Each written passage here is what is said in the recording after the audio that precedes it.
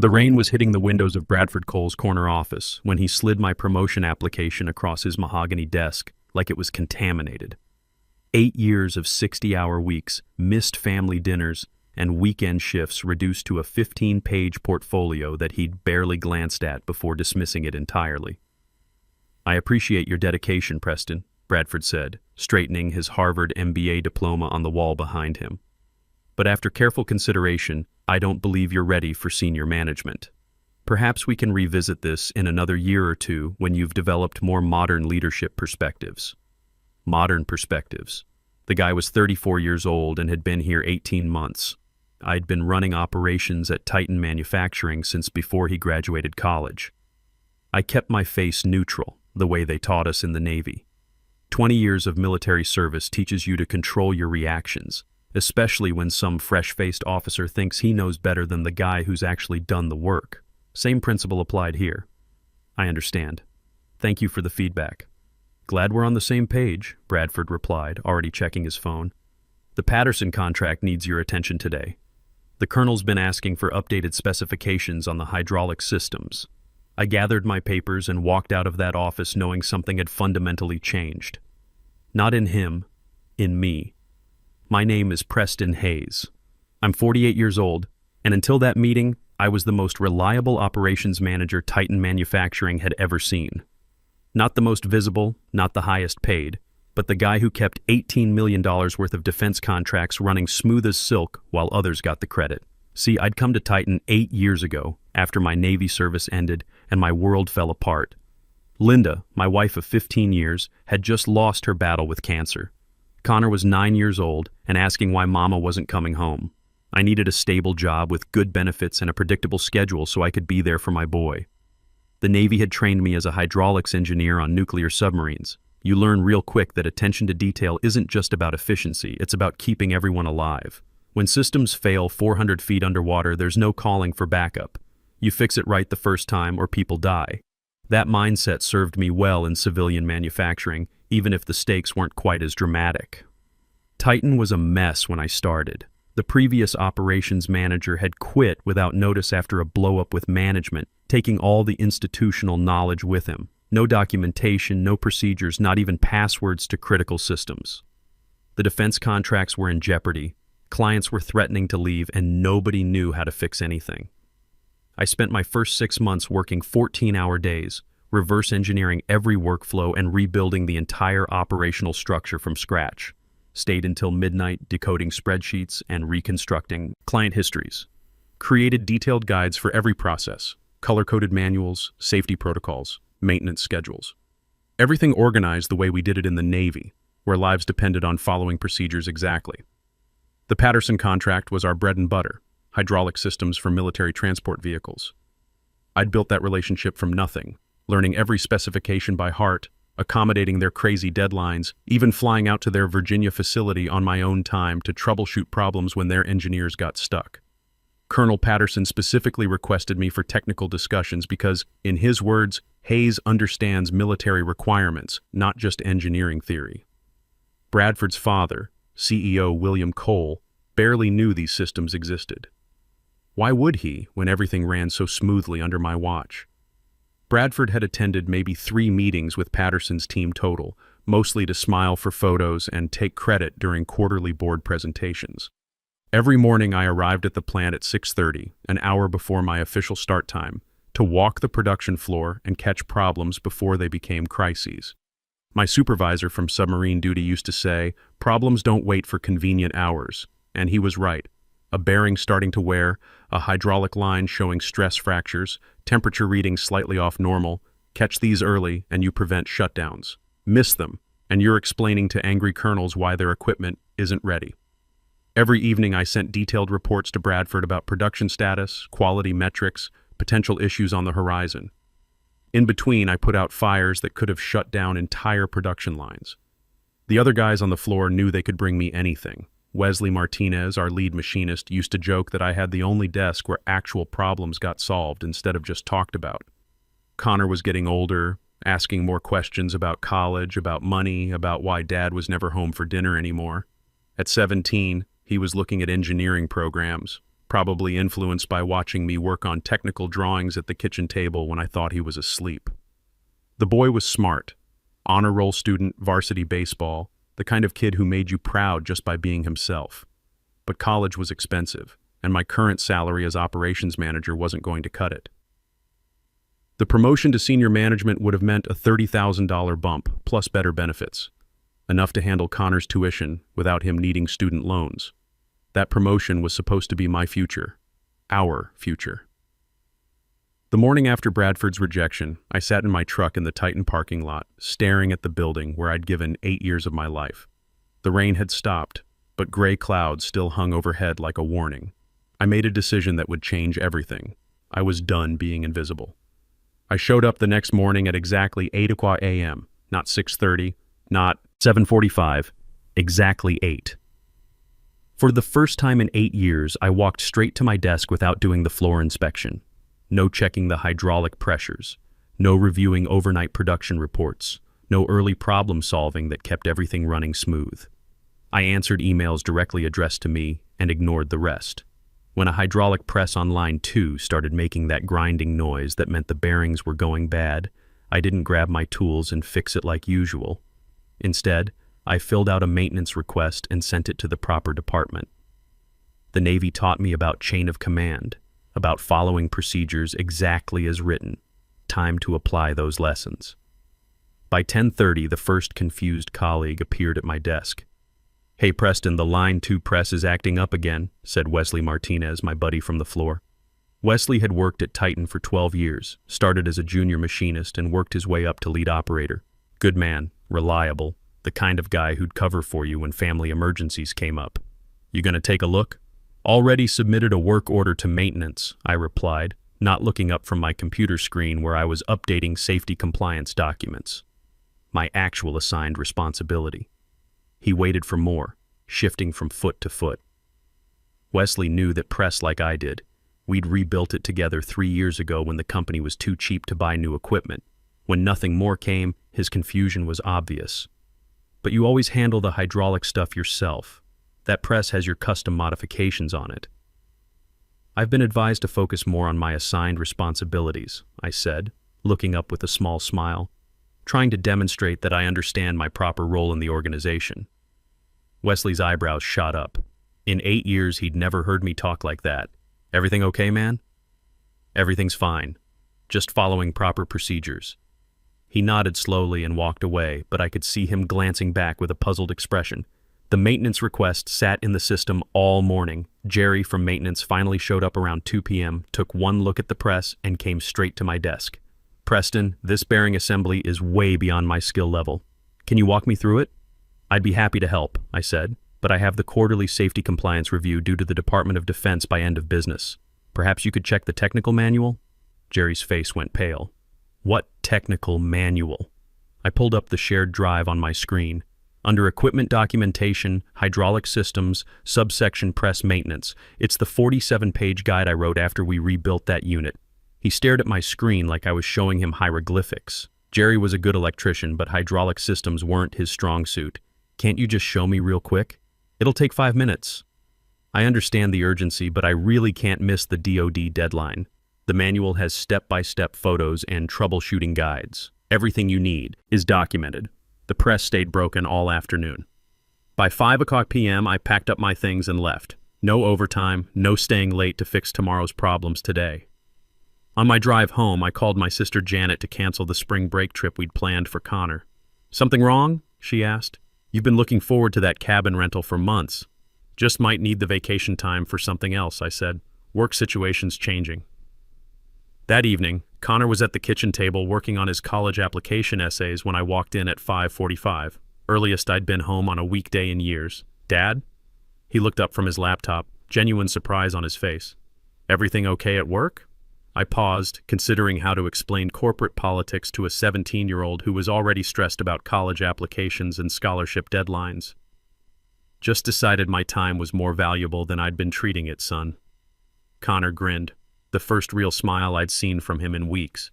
Between baseball practice, senior year pressure, and watching his old man work himself to death, the kid had been carrying too much weight. "Does this mean you might actually make it to my game Friday?" Wouldn't miss it, I promised. What position you playing this week? Coach moved me to shortstop. Says my reflexes are getting better. We talked baseball for 20 minutes. Longest conversation we'd had in months. When my work phone started buzzing around 7 p.m., I turned it off and kept listening to Connor describe his team's chances for the district championship. Mom would have been proud, Connor said quietly, gathering up his homework. You being here, I mean. Linda always said the best gift you could give your kids was your attention. Took me 8 years to remember that lesson. The phone buzzed 17 times before I silenced it completely. By morning, the cracks were showing at Titan. I arrived at precisely 8 o'clock again and found the plant in subtle chaos. 3 people were clustered around the broken press, and I could see Bradford through his office window, gesturing frantically during what looked like a heated phone call. The Patterson contract team had sent urgent changes to their hydraulic specifications overnight, modifications that required understanding not just what to change, but why the original design worked the way it did. Bradford had tried to lead the response meeting at 7 a.m., but quickly found himself drowning without my usual prep work and technical briefings. Where are the technical specifications for the Patterson modifications? He demanded, appearing at my workstation around 11 a.m. His usual polished appearance was slightly frayed, tie loosened, hair disheveled from running his hands through it. They're in the shared drive, I replied pleasantly. Under defense contracts, subsection Patterson Industries. I mentioned it in last month's department meeting. There are hundreds of files in there. Which one specifically? I pulled up the folder on my screen, aware that several nearby colleagues were listening. Main document is Patterson Hydraulic Systems, complete technical documentation. It's organized by component type with cross-reference troubleshooting guides and modification protocols. Bradford stared at the 200-page document like I'd just handed him a nuclear physics textbook. Pages of technical drawings, pressure calculations, safety override sequences, all the knowledge I'd accumulated over 6 years of working directly with military engineers. Can you just handle this directly? Colonel Patterson's team is waiting for answers. I'd be happy to, I said, checking my computer calendar. But I have the quarterly safety compliance review this afternoon. It's due to the Department of Defense by end of business today. His face went red. This was a man who'd never had to choose between 2 critical deadlines because I'd always made sure he never had to. This can't wait until tomorrow. I understand completely, I replied with genuine helpfulness. Would you like me to reschedule the safety compliance deadline with the DoD? The question hung in the air. Bradford knew he couldn't ask me to blow off a federal deadline, but he also knew he was completely lost without my technical expertise. He stomped away without answering, his expensive shoes clicking aggressively against the concrete floor. That evening, I took Connor to his baseball practice and actually stayed to watch instead of working on my laptop in the car. For the first time in years, I was fully present, watching him field ground balls, seeing how he'd grown into his lanky frame, noticing the confidence he'd developed at shortstop. "Nice form, Connor," I called out when he made a diving catch that would have made his mother beam with pride. He grinned and waved from the field. After practice, as we loaded his gear into the truck, he said, "Thanks for staying, Dad. Feels good having you here. I should have been doing this all along, son." When we got home, I checked my work phone for the first time since 5 p.m. 52 missed calls from various company numbers. Voicemails ranged from confused to desperate to downright panicked. The Patterson hydraulic system had developed serious problems during afternoon testing. 2 other production lines were experiencing issues, all clearly documented in procedures that nobody had bothered to read. The quarterly compliance report for the Department of Defense was still incomplete, and according to Wesley's voicemail, someone from the DoD had called asking about our submission status. I set the phone down and slept better than I had in months. The next morning, I arrived at precisely 8 o'clock again. The atmosphere in the plant had transformed overnight. Harried colleagues rushed between meeting rooms, their usual calm efficiency replaced by barely controlled panic. Bradford was visible through his office window, gesturing frantically on what appeared to be a video call with his father. Even the CEO's assistant was pacing by the elevator banks, which in 8 years I'd never seen her do. I settled at my desk and methodically organized my tasks for the day. First priority, finish the DoD compliance report. Second, review the Patterson technical specifications. Everything else could wait. "Preston, where the hell have you been?" Wesley hissed, appearing beside my desk with wild eyes and grease-stained coveralls. Everything's falling apart. Bradford's been trying to reach you since yesterday afternoon. I left at 5 o'clock, I replied calmly, pulling up the compliance database. My contract specifies standard business hours as 8 o'clock to 5 o'clock. Wesley stared at me like I'd started speaking Chinese. But the Patterson crisis, their whole hydraulic assembly failed during stress testing, the colonel's threatening to walk. What specifically failed? I asked, genuinely curious but not moving from my desk. Something about pressure differentials and safety override protocols. Nobody can make sense of your documentation without you explaining it. I nodded thoughtfully. That's Chapter 7 in the technical manual, Emergency Pressure Relief Systems. It requires understanding the cascade failure sequence I designed to prevent catastrophic hydraulic ruptures. Right, exactly, Wesley almost shouted. So you'll handle it? Before I could respond, Bradford's assistant appeared at my desk, looking harried. Preston, emergency meeting in conference room A. Now. I gathered a notebook and pen, walking unhurriedly to the conference room where Bradford sat with his father, CEO William Cole, and Colonel Patterson himself on a video screen. Their faces looked like they'd aged 5 years overnight. Colonel Patterson was a man I'd worked with for 6 years, starting when he was a major responsible for vehicle procurement. We'd developed a mutual respect. He understood that I spoke his language, military precision applied to civilian manufacturing. Seeing his stern expression on the monitor told me everything I needed to know about how serious this situation had become. Preston, William Cole said, relief flooding his voice. Thank God. We need your help with this Patterson situation immediately. I sat down and placed my notebook on the table. Of course, sir. How can I assist? Colonel Patterson leaned forward on the screen. Hayes, we've got hydraulic systems failing stress tests across 3 vehicle prototypes. My engineers are telling me it's a fundamental design flaw, but Bradford here insists your documentation shows everything should work perfectly. The documentation is comprehensive, I replied. What specific failure mode are you seeing? Pressure spikes during emergency braking scenarios. The safety overrides aren't engaging properly. I nodded. That's a calibration issue with the pressure relief valves. The system has multiple fail-safes, but they need to be adjusted for your specific operating parameters. It's detailed in Section 7.3 of the technical manual. Bradford's jaw was clenched tight with controlled fury. Let's cut to the chase. Preston, what will it take for you to fix this immediately? The room went silent. William's eyes widened slightly, while Colonel Patterson watched with professional interest. That's generous of you to ask, I said. But, I should mention, I've been contacted by Lockheed Martin's Defense Division. They've offered me a senior engineering position with a substantial salary increase. Apparently, they believe my experience qualifies me for leadership responsibilities. You could have heard a pin drop. Bradford's face went pale while William leaned forward sharply. You're leaving? William asked. When? I haven't accepted their offer yet, I replied. I was taking time to consider my options. Colonel Patterson's voice came through the speakers with military directness.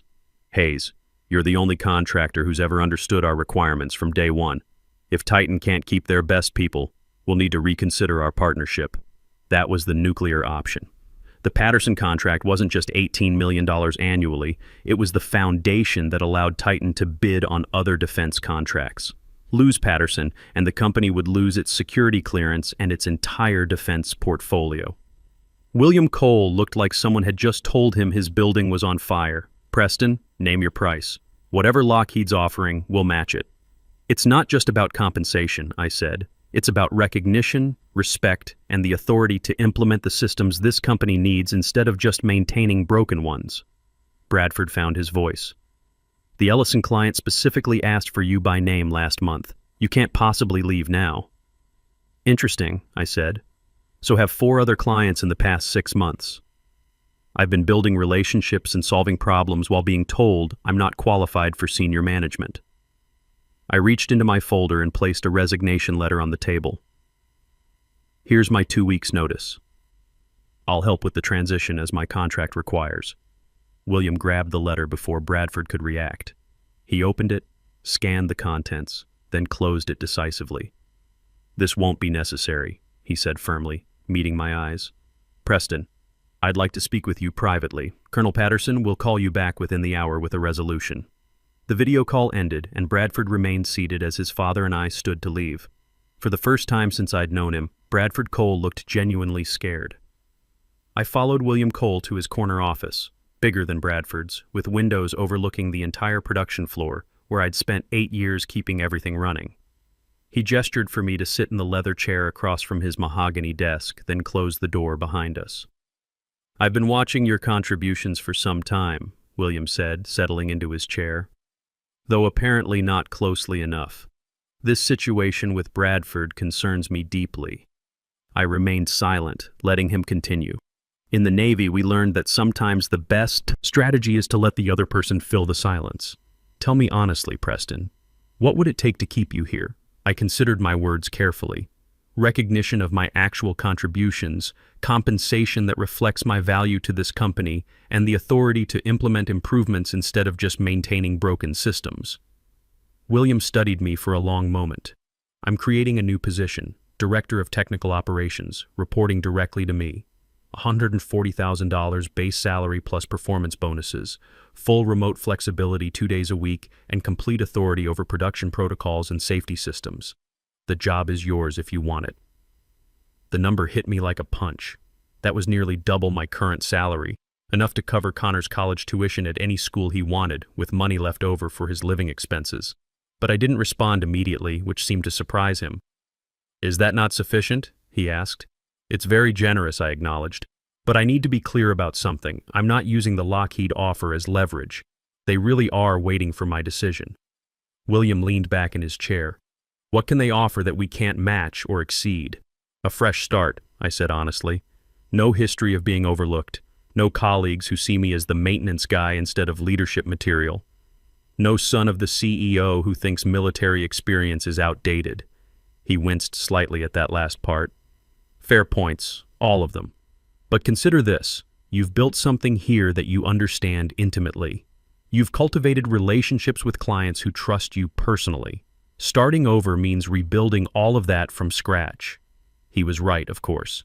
8 years of institutional knowledge wasn't easily replaced, but neither was the feeling of being consistently undervalued. "I'll need some time to consider," I said finally. "Of course. Take the weekend. But I need an answer by Monday morning." He stood, signaling the end of our meeting. "And Preston, I'd appreciate if you could help stabilize the Patterson situation before you make any final decisions, for the good of everyone here." I nodded. "I'll handle Patterson personally this afternoon." When I returned to my desk, an email from William was already waiting with the job offer in writing. The salary figure looked even more impressive in black and white. I was gathering materials for the Patterson call when Bradford appeared beside my desk. His usual corporate swagger had evaporated, replaced by something that looked almost like vulnerability. "We need to talk," he said quietly. "Not here." "Lunch? I have the Patterson call at noon." "After that, then." "My office at 2 o'clock.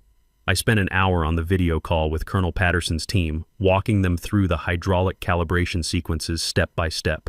Their engineers were sharp. They picked up the concepts quickly once I explained the reasoning behind each safety protocol. "This is exactly why we work with Titan," Colonel Patterson said at the end of the call. "Hayes, you understand military requirements, not just engineering theory. We'll implement these modifications and rerun the tests Monday." After documenting the solution and sending clear instructions to our production team, I knocked on Bradford's door at exactly 2 o'clock. "Close the door," he said, gesturing to the chair across from his desk. He looked different, smaller somehow, with dark circles under his eyes suggesting a sleepless night. "I understand my father offered you a new position." "He did." Bradford nodded slowly. "I won't pretend to be happy about it, but I understand why he did it. You're valuable to the company." I waited, sensing there was more. "I owe you an apology," he continued, the words clearly difficult for him. "I've relied on your competence without appropriately acknowledging it or compensating you for it." "Can I ask you something?" I said. "When you said I wasn't qualified for senior management, what specifically did you think I was lacking?" Bradford shifted uncomfortably in his expensive chair. "You've always been more technical, behind the scenes. I thought senior management required more visibility, corporate presence, political awareness." You mean I do the work while others take the spotlight? He had the grace to look embarrassed. That's oversimplifying it. Is it? I asked.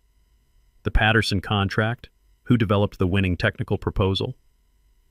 You did, but I presented it to the executive team. The safety initiative last year that passed DoD inspection with flying colors. Who created those protocols? You designed them, but they were implemented as a department-wide effort. I leaned forward slightly. I'm not lacking qualifications, Bradford. I've simply allowed others to stand on my shoulders while remaining invisible. The silence between us stretched uncomfortably. If you stay, he said carefully, things will be different between us. Yes, I agreed. They will be. That weekend, Connor and I went fishing at the lake we used to visit with Linda. Sitting on the dock, watching him cast his line with the patience I'd taught him, I thought about what really mattered. Dad, Connor said, you seem different lately. Happier. I figured out my worth, son. Took me long enough. Are you going to take that promotion? I smiled, watching the sun reflect off the water. What do you think I should do? He considered it seriously, the way he always did. Take it, but make sure they know they're lucky to have you. Monday morning, I arrived early.